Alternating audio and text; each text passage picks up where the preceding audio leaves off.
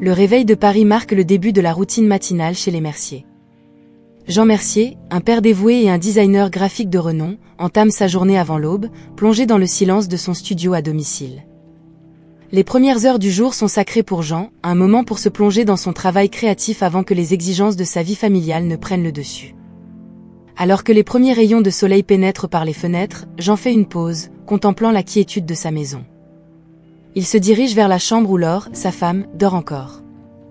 Un accident avait laissé Laure avec des défis significatifs, transformant la dynamique de leur famille de manière imprévisible. La proximité avec Laure, enroulée dans les couvertures, offre à Jean un rappel quotidien de leur nouvelle réalité, une réalité pleine d'amour, mais aussi d'obstacles persistants. « Sophie s'est déjà réveillée ?» murmure Laure, la voix enrouée par le sommeil. « Pas encore. Je vais préparer le petit déjeuner. »« Comment te sens-tu aujourd'hui ?» répond Jean, ajustant la couverture autour d'elle. « Et un peu mieux, je pense. Nous verrons quand j'essaierai de me lever, dit-elle avec un sourire fragile. » Jean descend les escaliers, se dirigeant vers la cuisine. L'odeur du café fraîchement préparé emplit l'air, un rituel matinal qui apporte une sensation de normalité à la maison. Sophie, la fille vive du couple, est déjà à table, feuilletant un livre d'illustrations. « Papa, penses-tu que maman pourra assister à mon récital de piano à l'école ?» demande Sophie, ses grands yeux pleins d'espoir. « Nous ferons de notre mieux pour cela, ma chérie. »« Ta mère serait très triste de manquer ça » assure Jean, servant le petit déjeuner. La matinée suit son cours avec l'efficacité d'une chorégraphie bien répétée. Jean aide Laure à se préparer pour la journée, affrontant chaque petit obstacle avec une patience qu'il ne se connaissait pas. Après avoir conduit Sophie à l'école, il plonge dans le tourbillon de sa journée de travail, jonglant avec des délais serrés et les attentes de clients exigeants. Tout au long de la journée, l'esprit de Jean oscille entre son travail et sa famille. Il se soucie de Laure, se demandant comment il peut faciliter sa récupération, et de Sophie, dont la joie de vivre et la curiosité enfantine lui offrent des moments de soulagement et de bonheur authentique. Chaque décision que Jean prend, chaque projet auquel il participe, est motivé par le désir de pourvoir aux besoins de sa famille, de construire un avenir où ils peuvent surmonter ensemble les défis auxquels ils sont confrontés. À mesure que la journée se termine, Jean rentre chez lui, impatient de retrouver Laure et Sophie. La soirée est un moment pour partager des histoires de la journée, des rires et parfois des larmes. La routine sous pression, bien que difficile, tisse des liens plus forts entre eux, une tapisserie de résilience, d'amour et d'espoir qui définit l'essence de la famille Mercier. Au fil des jours, une subtile inquiétude commence à s'infiltrer dans la routine autrefois prévisible de la maison des Mercier. Jean, toujours attentif aux moindres détails, ne peut ignorer le changement de comportement de Laure. Elle, qui partageait autrefois ouvertement ses pensées et ses sentiments, semble maintenant enveloppée dans un voile de secret, ses expressions trahissant parfois une lueur d'anxiété ou de peur. L'inquiétude de Jean s'approfondit lorsqu'il découvre que Laure se rencontre en cachette avec Henri, un homme qui se prétend guérisseur, connu dans sa petite communauté pour ses méthodes peu conventionnelles. Jean respecte la quête de Laure pour le soulagement et la guérison, mais la clandestinité de ces rencontres et la réputation douteuse de Henri suscitent une méfiance qu'il ne peut ignorer. « Laure, qui est Henri et pourquoi vient-il nous rendre visite ?» demande Jean un soir, essayant de garder un ton neutre, mais son inquiétude est évidente. « Eh oh, c'est juste un vieil ami de la famille. Il m'aide avec quelques thérapies alternatives pour ma récupération » répond Laure, évitant le regard de Jean. La réponse vague et le malaise de Laure ne font qu'intensifier les soupçons de Jean. Il décide alors d'enquêter discrètement, préoccupé par le bien-être de Laure et l'impact que cette thérapie pourrait avoir sur elle. Jean commence sa recherche de réponses un samedi après-midi, sous prétexte d'un engagement professionnel. Il suit discrètement Laure, l'observant rencontrer Henri dans une vieille maison en périphérie de la ville, un endroit qui semble plus être un refuge pour des pratiques oubliées qu'un espace de guérison. En observant de loin, Jean ressent un mélange de colère et de peur. Que cherche Laure qu'elle ne pourrait trouver chez elle, avec lui ? Serait-ce du désespoir, ou y aurait-il quelque chose de plus sombre dans ces rencontres secrètes ? Déterminé à découvrir la vérité, Jean confronte à nouveau Laure, armé des observations de leur rencontre clandestine. « Laure, je t'ai vue avec Henri. Pourquoi ressens-tu le besoin de me cacher cela ?» presse Jean, son inquiétude évidente dans sa voix. Laure hésite, sa façade de tranquillité se brisant. « Hey Jean, yeah. J'essaie juste de trouver un moyen de m'améliorer plus rapidement. Je ne voulais pas te tracasser. » La sincérité dans les paroles de Laure calme temporairement Jean, mais la graine du doute est déjà plantée. Il sait qu'il y a quelque chose de plus profond en jeu, quelque chose que Laure n'est pas prête à révéler. Cette découverte marque le début d'un voyage promettant de révéler des secrets cachés, défiant la confiance et l'amour que Jean croyait inébranlables. Alors que les semaines passent, Jean se retrouve plongé dans un mélange de méfiance et de préoccupation qui le consomme. La décision d'installer des caméras cachées dans sa propre maison, un endroit qui devrait être un sanctuaire de sécurité et d'amour, pèse sur son cœur comme une trahison envers les normes de sa famille. Pourtant, les comportements suspects de Laure et les rencontres furtives avec Henri laissent à Jean peu de choix, le conduisant sur un chemin qu'il n'avait jamais envisagé d'emprunter. Dans une nuit particulièrement calme, après avoir mis Sophie au lit et s'être assuré que Laure était confortable et endormie, Jean se retire dans son bureau. Le silence de la maison amplifie les battements de son cœur, résonnant avec ses appréhensions.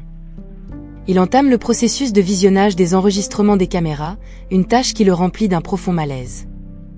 Les premières vidéos semblent inoffensives, capturant la banalité du quotidien. Cependant, à mesure qu'il avance, une conversation spécifique attire son attention. Henri et Laure sont dans le salon, leur visage tendu et sérieux. Jean augmente le volume, son cœur battant plus fort alors que les paroles de Laure et Henri deviennent claires. Cela doit être fait avec précaution, dit Henri, avec un calme qui donne des frissons à Jean. La substance est indétectable, mais l'effet est mortel. Laure, avec une hésitation qui semble lutter contre sa propre nature, répond « Je sais, Henri. C'est le seul moyen de garantir l'avenir de Sophie et le mien. » Le sang de Jean se glace. Les paroles, imprégnées de trahison, résonnent dans son esprit, chaque syllabe un coup de poignard dans son cœur. La révélation que sa propre épouse et Henri, un homme en qui il avait reluté confiance, complotent contre sa vie, est plus douloureuse que toute blessure physique. Angoissé, Jean met en pause la vidéo, le souffle court, ses émotions oscillant entre incrédulité et colère. La nécessité de protéger Sophie, de se protéger lui-même, devient une urgence qu'il ne peut ignorer. Pourtant, il sait que toute action précipitée pourrait les mettre en danger. Jean se retrouve à la croisée des chemins, conscient que les prochaines décisions qu'il prendra modifieront irréversiblement le cours de leur vie. Avec l'esprit tourmenté par des pensées chaotiques, Jean élabore un plan prudent. Il doit agir avec intelligence, rassemblant plus de preuves tout en faisant semblant d'ignorer, un jeu dangereux de tromperie et d'astuce. La protection de Sophie est sa priorité, et l'idée de confronter Laure sans un plan concret est impensable. Jean, seul dans son bureau, enveloppé par l'obscurité, sauvé par la faible lueur du moniteur reflétant sur son visage déterminé. Il sait que la route à venir est pleine de dangers, mais la détermination de protéger sa fille et lui-même contre la trahison qui se cache sous son propre toit le pousse à avancer, quel qu'en soit le coût. La révélation choquante ne fait pas seulement couler le poison de la trahison dans sa vie familiale, mais lance également Jean sur un chemin de résistance et de lutte pour sa survie, un thème qui promet d'être exploré dans les chapitres suivants. Après les découvertes troublantes, Jean porte seul le poids de ses soupçons et de ses peurs, un fardeau qui menace de l'écraser sous son immensité. Pourtant, il sait qu'il ne peut pas permettre au désespoir de dicter ses actions, il est crucial d'agir avec prudence et intelligence. La nécessité de trouver un allié, quelqu'un en qui il peut avoir une confiance implicite, devient apparente. C'est avec cette pensée qu'il se tourne vers Anne, sa chef et amie de longue date. Anne, une femme d'affaires astucieuse et compréhensive, a toujours eu un œil attentif sur Jean, surtout depuis l'accident de Laure. Leur amitié, construite sur des années de collaboration et de respect mutuel, offre à Jean un éclat d'espoir au milieu du chaos que sa vie est devenue. Le cœur lourd, Jean fixe un rendez-vous avec Anne dans un café discret, loin des regards curieux. L'ambiance paisible du café contraste fortement avec la tempête qui gronde dans le cœur de Jean. « Et Anne, j'ai besoin de ton aide », commence Jean, hésitant. « Et j'ai découvert quelque chose de terrible et dangereux. » L'inquiétude d'Anne est immédiate, ses yeux reflétant la gravité du moment. « Et Jean, tu sais que tu peux compter sur moi. » Qu'est-ce qui s'est passé ? D'une voix basse, Jean raconte les événements récents, depuis les premiers soupçons jusqu'à la découverte choquante de la conspiration de Laure et Henri. À chaque mot, Anne absorbe la gravité de la situation, son esprit esquissant déjà des actions possibles. « Et c'est incroyable, Jean ? Mais maintenant que nous savons, nous pouvons agir. Trouvons un moyen de les exposer et de te protéger, toi et Sophie, affirme Anne, sa détermination infatigable offrant à Jean un réconfort qu'il n'avait pas ressenti depuis longtemps. Dans les jours suivants, Jean et Anne élaborent un plan méticuleux. Sachant que la collecte de preuves sera cruciale pour toute action légale contre Laure et Henri, ils décident d'étendre la surveillance, en installant des caméras supplémentaires dans des endroits stratégiques et en surveillant de près les communications de Laure. Anne, avec ses ressources et ses contacts, facilite la mise en œuvre de ce plan, veillant à ce que toutes les précautions soient prises pour éviter d'être détectée. Simultanément, il consulte discrètement un avocat spécialisé dans les affaires criminelles, préparant le terrain pour une éventuelle action en justice. L'avocat, choqué par la complexité et la gravité de l'affaire, promet une totale confidentialité et soutien, les guidant à travers les procédures légales nécessaires pour s'assurer que Laure et Henri soient traduits en justice. Jean et Anne, renforcés par leur alliance nouvellement solidifiée, sont prêts à affronter ce qui est à venir. Bien que le chemin à parcourir soit rempli d'incertitudes et de dangers, la détermination à protéger l'innocent et à révéler la vérité les unit dans un but commun. L'obscurité de la trahison peut avoir envahi la vie de Jean, mais la lumière de l'amitié et de la justice commence à briller, promettant un lendemain plus radieux. Le dénouement de l'entrelac de trahison et de conspiration auquel Jean a été confronté ces derniers temps aboutit à l'arrestation de Laure et Henri. Les preuves méticuleusement recueillies par Jean et Anne, avec le soutien d'enquêtes policières approfondies, révèlent la sinistre vérité derrière les intentions de Laure et Henri. Le procès est un processus ardu pour Jean, rempli d'émotions conflictuelles, mais la justice l'emporte, apportant une conclusion nécessaire à ce douloureux chapitre de sa vie. Avec Laure et Henri maintenant confrontés aux conséquences de leurs actes, Jean se retrouve au seuil d'une nouvelle existence. L'obscurité qui avait envahi son cœur commence à se dissiper, laissant place à un espoir prudent. Anne, qui a été à ses côtés comme une force stabilisatrice pendant la tempête, émerge comme une partenaire dans le vrai sens du terme. Le lien entre eux, forgé dans les flammes de l'adversité, évolue naturellement vers quelque chose de plus profond, de plus significatif. L'amour, autrefois un concept affaibli par les déceptions et les trahisons du passé, refleurit dans la vie de Jean. Anne et lui découvrent ensemble la beauté de recommencer, se permettant de rêver d'un avenir partagé. La décision de se marier vient naturellement, comme un murmure de promesses après une tempête, c'est un témoignage de la résilience de l'amour et de la capacité de guérison du temps. La célébration du mariage est intime, marquée par la présence d'amis proches et de membres de la famille qui ont soutenu Jean et Anne tout au long de leur voyage. L'événement n'est pas seulement une union de deux cœurs, mais aussi un symbole de nouveau départ, de possibilités réinventées. Peu après, la nouvelle de la grossesse d'Anne arrive comme la plus douce des bénédictions, un signe tangible de renouveau et de continuité. La joie de Jean est immense, il se retrouve face à une opportunité d'être à nouveau père, de construire une famille basée sur la confiance mutuelle, l'amour inconditionnel et la promesse de jours meilleurs. Sophie, maintenant plus âgée et comprenant mieux les changements dans sa vie, embrasse Anne de tout son cœur, émue par la perspective d'avoir un petit frère ou une petite sœur. La fille trouve en Anne la figure maternelle qu'elle avait perdue, et ensemble, ils commencent à tisser les liens de cette nouvelle famille.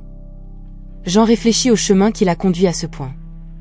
Face aux adversités, il a trouvé la force dans la vulnérabilité, l'amour dans la perte et l'espoir dans le désespoir. L'arrestation de Laure et Henri clôt un sombre chapitre, permettant à Jean, Anne et Sophie d'avancer vers une nouvelle phase de leur vie, une phase marquée par la lumière de la justice, de l'amour renouvelé et de la promesse de nouveaux départs. Aube d'une nouvelle vie pour Jean et Anne, pleine de promesses et de joie, est brusquement obscurcie par un nuage de tristesse inimaginable. La grossesse d'Anne, un phare d'espoir dans le sillage d'une période tumultueuse, se termine par une tragédie que ni l'un ni l'autre n'aurait pu prévoir. L'accouchement prématuré et la perte subséquente de leur bébé plongent le couple dans un abîme de douleur et de désespoir. L'hôpital, un lieu censé être synonyme de naissance et de renouveau, devient le théâtre de leur deuil le plus profond.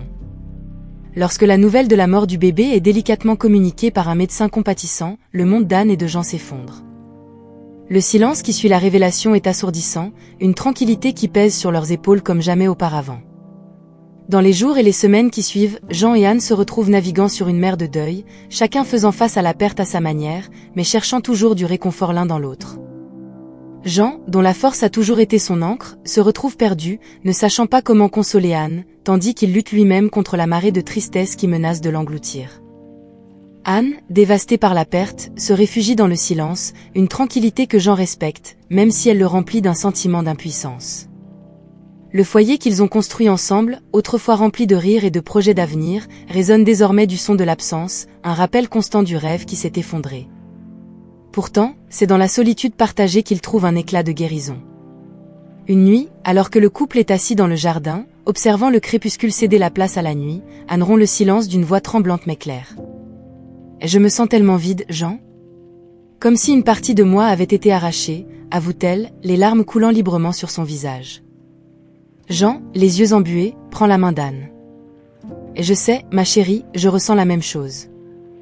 Mais nous surmonterons cela ensemble. » Je ne sais pas combien de temps cela prendra, ni comment nous le ferons, mais je te promets que nous serons côte à côte à chaque étape du chemin. » Et ainsi, sous le manteau de la nuit, ils partagent leur douleur, permettant à l'amour et au soutien mutuel d'être le premier pas dans leur voyage de deuil. Les jours se transforment en semaines, et les semaines en mois, chaque moment de tristesse entrelacé de fils d'espoir et de résilience.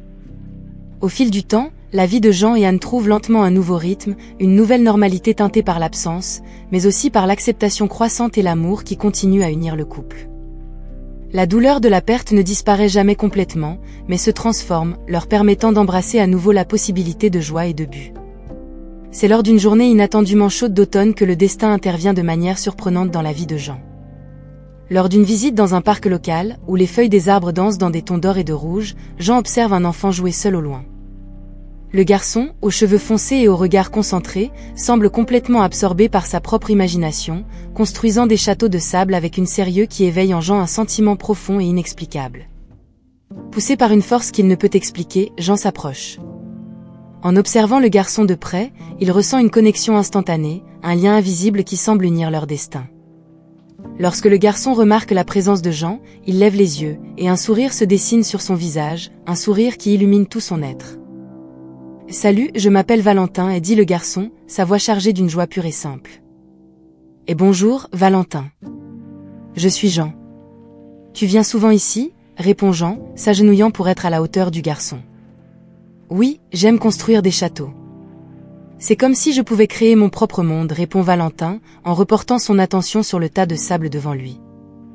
La conversation entre Jean et Valentin coule naturellement, et au fil des heures, Jean découvre que Valentin fréquente le parc presque tous les jours, généralement sous la surveillance distante d'une nounou. La curiosité de Jean sur la famille de Valentin et son histoire grandit, mais il hésite à poser des questions trop personnelles, craignant d'effrayer le garçon. Dans les jours et les semaines suivants, Jean se retrouve à retourner au parc, de plus en plus impatient de voir Valentin et de continuer à construire une amitié qui est devenue un rayon de lumière dans sa vie. Anne, en rencontrant Valentin, ressent également une connexion spéciale avec le garçon, et ensemble, ils commencent à envisager la possibilité de jouer un rôle plus significatif dans sa vie. Cependant, le passé de Valentin reste enveloppé de mystères. Des questions sur sa famille et comment il a passé autant de temps seul au parc surgissent, laissant Jean et Anne réfléchir à l'histoire non racontée du garçon. Jean et Anne introduisent Valentin comme un nouvel espoir et un nouveau but dans leur vie. La connexion instantanée et inexplicable entre eux annonce le début d'un voyage inattendu, plein de possibilités, d'amour, et peut-être, de réponses aux mystères entourant le passé de Valentin. La vie, avec toutes ses vicissitudes, leur offre l'occasion d'embrasser un nouveau chapitre, un chapitre où l'amour et la famille sont définis non seulement par les liens du sang, mais par le cœur. Avec Valentin désormais une présence constante dans leur vie, Jean et Anne se retrouvent à un carrefour d'émotions et de questions sans réponse. La profonde connexion qu'ils ressentent pour Valentin les pousse à remettre en question son histoire, incitant Jean à rechercher les origines du garçon avec une détermination renouvelée. Le mystère entourant Valentin, loin d'être un obstacle, devient un appel auquel Jean ne peut pas ne pas répondre. Le processus de découverte commence par des visites prudentes à l'orphelinat local et des consultations de registres publics, cherchant tout indice qui pourrait mener à la vraie famille de Valentin. Malgré le manque d'informations et les nombreuses impasses, Jean persiste, animé par une force intérieure qui l'incite à ne jamais abandonner. C'est une série de coïncidences et l'aide d'un détective privé qui jette enfin la lumière sur la situation. Des documents découverts et des témoignages d'infirmières travaillant à la maternité au moment de la naissance de Valentin révèlent un complot aussi complexe que choquant. Jean découvre que Laure, motivée par une vengeance tordue alors qu'elle était en prison, a orchestré un plan pour échanger Valentin à la maternité. L'objectif de Laure était de infliger à Jean la douleur maximale possible, en lui privant de la chance d'élever son propre fils. La révélation frappe Jean comme un coup de foudre. Le choc initial laisse place à un mélange de colère, d'incrédulité et enfin, une compréhension écrasante. Valentin, le garçon qui est entré dans sa vie par hasard et est rapidement devenu une partie de son cœur, était en fait son fils biologique. Les émotions s'entremêlent alors que Jean assimile la vérité. La douleur de la manipulation de Laure et la joie de la découverte de son lien avec Valentin créent un tourbillon de sentiments. Jean partage la découverte avec Anne, qui reçoit la nouvelle avec un mélange de choc et de bonheur. Ensemble, ils affrontent la réalité selon laquelle leur famille a été, de manière inattendue et dans des circonstances extraordinaires, réunis. Ce moment, chargé de révélations surprenantes, redéfinit non seulement la relation de Jean et Anne avec Valentin, mais ravive également le désir de justice en Jean. Ils se retrouvent confrontés à un nouveau défi. Comment faire face aux conséquences des actions de Laure et s'assurer que justice soit faite, tout en protégeant Valentin d'un passé tumultueux. La découverte que Valentin et son fils apportent non seulement un nouveau dessein à la vie de Jean, mais éclaire également le chemin vers un avenir où la vérité, la justice et l'amour prévalent. Maintenant, plus que jamais, Jean est déterminé à lutter pour la sécurité et le bonheur de sa famille, unis par des liens qui vont au-delà du sang, renforcés par la vérité et l'amour inconditionnel. La découverte que Valentin est bel et bien le fils biologique de Jean, fruit d'un complot vengeur ourdi par Laure, transforme la vie de Jean et Anne de manière inimaginable. Armés de la vérité et d'une résolution inébranlable, ils se préparent à affronter le défi le plus significatif de leur existence, démanteler le réseau de complices ayant rendu possible l'échange néfaste des bébés. La bataille qui s'ensuit est aussi bien juridique qu'émotionnelle. Jean et Anne, unis par l'amour pour Valentin et un sens de la justice, plongent dans un monde sombre de tromperie et de manipulation. La complexité du complot de Laure se révèle à travers une enquête méticuleuse, chaque indice dévoilé pointant vers un réseau de complicité bien orchestré, comprenant des employés de la maternité et des individus extérieurs, dont la moralité a été corrompue par des promesses de gains personnels. Engageant un avocat spécialisé en droit de la famille et en criminalité, Jean et Anne entament des poursuites judiciaires contre les responsables de l'échange des bébés. L'avocat, horrifié par l'étendue de la conspiration et la froideur de ses exécutants, promet de ne ménager aucun effort dans la quête de justice. Cela dépasse la violation légale, dit-il, c'est une question d'humanité. Alors que l'affaire progresse, Jean et Anne font face à des obstacles et des représailles. Des documents importants disparaissent, des témoins refusent de parler, et des menaces voilées commencent à surgir. Cependant, le couple reste ferme, se soutenant mutuellement à travers chaque revers et chaque victoire. Au milieu de la tourmente, la relation de Jean et Anne se renforce. Des nuits blanches à discuter de stratégies légales et à recueillir des preuves révèlent une profondeur d'engagement et d'amour qui sert de rappel à ce qui est en jeu, la sécurité et le bien-être de Valentin, l'enfant qui est devenu le centre de leur monde. Après des mois de lutte acharnée, les efforts de Jean et Anne commencent à porter leurs fruits. Un par un, les complices de Laure commencent à céder, que ce soit sous la pression de preuves irréfutables ou du poids de leur propre conscience. Des révélations choquantes émergent lors du procès, peignant un tableau vivant de l'étendue de la dépravation ayant permis un tel acte. Enfin, la justice prévaut. Les responsables de l'échange des bébés sont condamnés, et des mesures sont prises pour éviter que de telles atrocités ne se reproduisent. Bien que rien ne puisse compenser pleinement la souffrance infligée, la victoire devant les tribunaux représente une conclusion cruciale pour Jean, Anne et Valentin. Après les remous émotionnels et les découvertes choquantes qui ont secoué la vie de Jean et Anne, ils se retrouvent face à un nouveau combat, la lutte pour la garde légale de Valentin. La révélation que Valentin est en fait le fils biologique de Jean, fruit d'un complot vengeur de Laure, renforce la détermination du couple à garantir le bien-être et la sécurité du garçon. Le processus légal se révèle complexe et ardu. Jean, avec le soutien indéfectible d'Anne et l'amour fraternel de Sophie pour Valentin, plonge dans un labyrinthe de démarches bureaucratiques et d'audiences judiciaires. Le défi n'est pas seulement de prouver la paternité biologique de Jean, mais aussi de démanteler les mensonges tissés par Laure et ses complices, qui cherchent encore à influencer le destin de Valentin depuis l'ombre de la prison.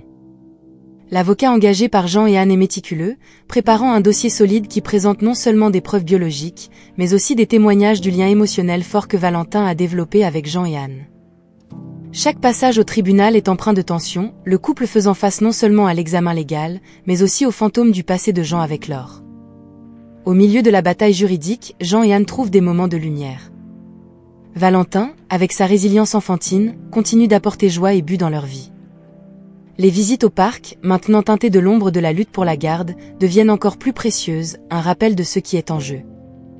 Sophie, malgré sa jeunesse, montre une maturité surprenante, devenant une source de soutien et d'amour pour Valentin. Elle l'encourage avec des mots gentils et des jeux, renforçant le lien entre les deux frères, un lien que Jean et Anne espèrent rendre permanent. Alors que l'affaire progresse, les moments de doute et de peur sont inévitables.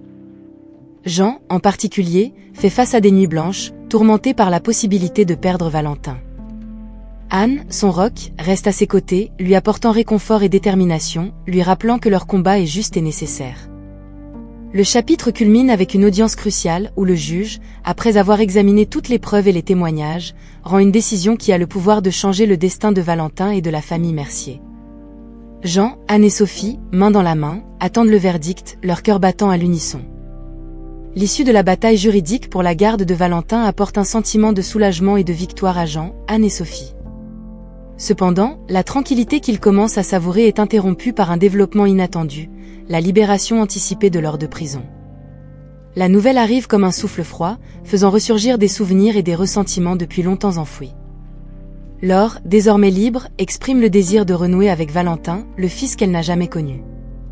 Cette demande plonge Jean dans un tourbillon d'émotions contradictoires. Bien que la rancœur envers les actions passées de Laure le touche toujours, la possibilité de clore un chapitre douloureux de sa vie et d'offrir à Valentin la chance de rencontrer sa mère biologique pèse sur sa conscience. Après mûre réflexion et discussion avec Anne et Sophie, Jean décide de confronter leur avant tout rendez-vous avec Valentin. La rencontre est fixée dans un lieu neutre, un café discret, loin des regards curieux et du passé tumultueux qu'ils partagent. Quand l'heure arrive, la tension entre elle et Jean est palpable. Le silence initial est rompu par Laure, qui, la voix serrée par l'émotion, commence à parler. « Hey Jean, yeah. Je sais qu'il n'y a pas de mots pour annuler ce que j'ai fait, Laure commence, ses mains tremblant légèrement. Mais j'ai beaucoup réfléchi pendant que j'étais en prison. Surtout, sur l'énorme erreur que j'ai commise. » Jean écoute, gardant son expression neutre, mais ses yeux révèlent la tempête émotionnelle qui bouillonne en lui. « Je veux juste avoir une chance de connaître Valentin. Je n'attends rien. Rien de plus. Je comprends le mal que j'ai causé, et je vivrai avec ce regret pour le reste de ma vie. » Laure continue, des larmes maintenant coulant librement sur son visage. La sincérité de Laure, son remords évident, touche Jean d'une manière qu'il n'attendait pas. Il réalise, à cet instant, que la véritable force réside non pas dans le ressentiment, mais dans la capacité de pardonner, même face à la douleur la plus profonde. Et Laure, je vais réfléchir à votre demande. Mais sachez que, si cela arrive, ce sera progressivement. Et sous nos conditions, Jean répond, la décision reflétée dans sa voix. La rencontre se termine par un accord prudent d'explorer la possibilité d'une future rencontre entre Laure et Valentin, en priorisant toujours le bien-être émotionnel du garçon. La confrontation avec Laure révèle la complexité du cœur humain et la capacité de changement, soulignant que même dans les circonstances les plus sombres, il y a de la place pour la compréhension et l'espoir. Alors que les feuilles commencent à montrer les premiers signes de l'automne suivant, la famille de Jean célèbre un jalon qui symbolise à la fois une fin et un nouveau départ. L'adoption officielle de Valentin est finalisée, un processus qui, bien que bureaucratique par nature, est chargé d'émotions et de signification pour tous les intervenants. Cet événement n'est pas seulement une formalité légale, c'est l'affirmation d'un lien forgé dans le cœur et solidifié par l'amour, l'engagement et la résilience. La cérémonie d'adoption, tenue dans une petite salle décorée avec simplicité et chaleur, est intime, réservée uniquement à la famille et aux amis proches. Le moment où le juge déclare officiellement Valentin comme faisant partie de la famille Mercier est chargé d'un sens profond. Des larmes de bonheur et des sourires rayonnent sur les visages de tous présents, témoignant des parcours entrelacés qui les ont amenés jusqu'ici. Après la cérémonie, la famille rentre chez elle, où les attend une petite célébration. C'est un moment de réflexion collective, un temps pour reconnaître les tempêtes qu'ils ont affrontées ensemble et l'amour qui les a gardés unis à travers tout. Jean, regardant Anne, Sophie et Valentin, ressent une vague de gratitude inonder son cœur. « Nous avons traversé tant de choses » commence-t-il, sa voix serrée par l'émotion. « Mais en vous regardant maintenant, je sais que chaque défi en valait la peine. Nous avons créé quelque chose d'incroyable ensemble, une famille définie non pas par le sang, mais par l'amour que nous partageons. » Anne, tenant la main de Jean, ajoute « Chacun de nous a apporté ses propres blessures et rêves dans cette famille. Mais ensemble, nous avons guéri, nous avons grandi, et nous avons rêvé de nouveaux rêves. Valentin, Sophie, vous êtes le cœur de cette famille. Et rien, absolument rien, ne peut changer cela. » Sophie, maintenant plus âgée et sage que ses années, regarde Valentin avec un sourire rayonnant. « Valentin, tu n'as peut-être pas été ici depuis le début, mais maintenant je ne peux pas imaginer notre famille sans toi. Tu es mon frère, pas seulement sur le papier, mais dans tout ce qui compte. » Valentin, bien qu'il soit encore jeune, semble comprendre la magnitude du moment. « Je vous aime tous » dit-il simplement, sa déclaration simple mais profondément significative capturant l'essence de sa nouvelle vie. Ce chapitre, et avec lui, l'histoire de Jean, Anne, Sophie et Valentin, aboutit à un moment d'unité et de gratitude profonde. Ils reconnaissent que, bien que les épreuves qu'ils ont traversées aient été inimaginables, le voyage les a amenés à former une famille complète et aimante, une famille qui prévaudra contre toute attente. Leur histoire est un témoignage du pouvoir de l'amour, de la résilience et du choix de rester ensemble, peu importe les défis. Et tandis que le soleil se couche, lançant une lumière dorée sur la célébration, la famille Mercier regarde vers l'avenir, sachant que, ensemble, ils peuvent affronter tout ce que la vie leur réserve.